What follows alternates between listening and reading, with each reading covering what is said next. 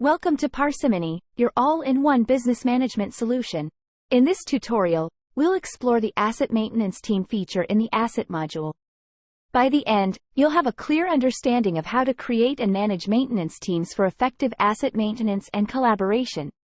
To begin, let's navigate to the assets in the Parsimony dashboard. Click here to access the asset maintenance-related functions. Once you're in the Maintenance module, locate the Asset Maintenance Team option. This feature allows you to create and manage maintenance teams for your assets.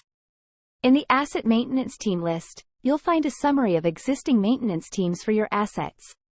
To create a new maintenance team, click on the Add button. In the Maintenance Team form, you'll find different fields and sections to specify the details of the team. Start by entering a name for the maintenance team. This could be a descriptive name that identifies the purpose or responsibility of the team. Specify the members of the maintenance team by searching for and selecting them from your list of employees or users. Once you've added the team members and filled in all the necessary details, click on the Save button to create the maintenance team. Congratulations! You've learned how to use the Asset Maintenance Team feature in the Assets module. Enhance collaboration and streamline your asset maintenance efforts with Parsimony. Thank you for watching this tutorial.